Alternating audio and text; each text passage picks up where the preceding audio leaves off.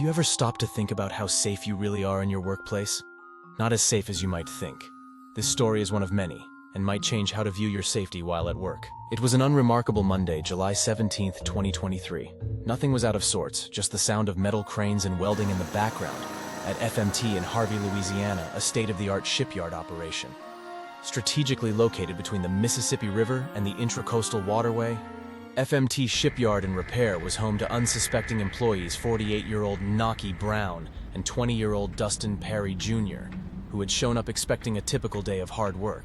But this day would be different. There was a disgruntled madman on the loose, and he had been terminated a week prior and would turn this normal workday into a scene of chaos and horror. This story tragically illustrates how a typical workday can turn deadly in an instant, leaving human resources to ask themselves, who the bleep did we hire? And with breaking news out of Harvey, deputies are investigating a deadly shooting at a shipyard. Authorities say 2 people have been killed by a former employee. It happened at FMT Shipyard on Peters Road, and now we know that the suspected shooter is dead. Courtney, you're at the scene. What can you tell us? Well, Darryl, I'm here at the shipyard where the incident took place, and when we first got here, there were multiple employees leaving out of here as quickly as possible, some even leaving crying, including family members. Now, I want you all to go ahead and take a look at the video here on your screen. This is what we saw when we first got here. We also spoke to Sheriff LaPinto, who told us that the suspect was terminated from his job about a week ago and came here to the shipyard unannounced and killed 2 employees that worked on the same crew as him. Now, I spoke exclusively to the mother and father of one of the victims, and while they were too emotional to speak on camera, they did tell me that their son was killed for no reason. The truth is, you never really know your coworkers, and even working 5 days a week, sometimes side by side, outside influences, and even emotional rage and trauma can drive your team member over the edge. Police believe that Thomas came hunting that Monday, and it appears that he specifically targeted his former crew members, who he appeared to take out his rage on. But the looming questions remain unanswered.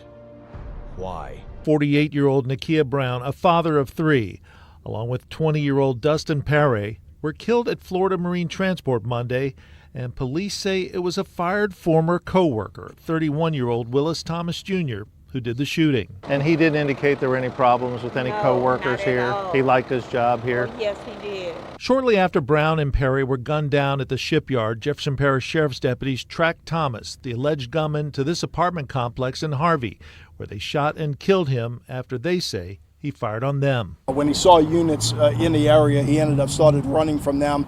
They began converging. He actually picked up his firearm and started firing shots at our officers. I have numerous officers that returned fire at that point in time, and he is now pronounced dead. The coroner just wrapped up an autopsy on the victims. Sadly, both of these gentlemen received multiple gunshot wounds. I would say we're still working on looking at entrances and exits, and we did the same bullet go twice. So we're looking at somewhere between 5 and 10 gunshot wounds to each one of them. Who was Willis Thomas Jr., and how much did FMT know about this employee? We now know a little more about the man deputies say killed the 2 workers. Records from Jefferson Parish shows that Willis Thomas was arrested back in 2018, accused of simple robbery and first-degree robbery.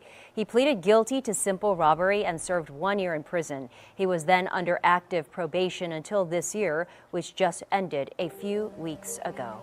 From 1992 to 2019, nearly 18,000 people were killed at work, on duty, or in violence that was work-related. Those are staggering numbers, forcing human resources, safety and prevention, and legal to find new ways to keep their employees safe. How did Willis Thomas Jr. gain entry to the shipyard that day? According to police, he did not enter through the front gate where there is security.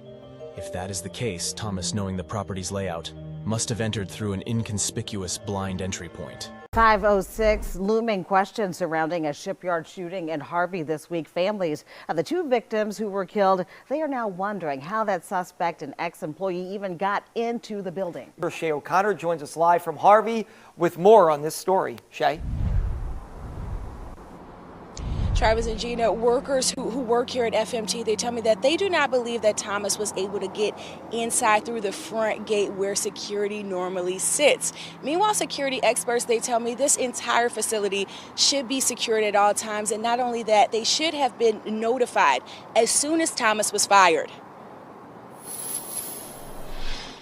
Usually a good practice would be, in the event that anyone is terminated from a business, then HR would normally let the security people know.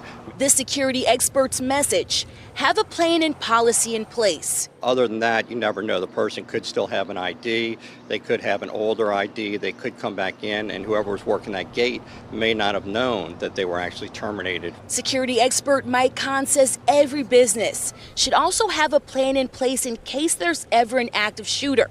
Each worker should also be notified once it's realized that a shooting is taking place. Really just more fortunate that more people weren't hurt during this incident, and he actually left and didn't continue to shoot.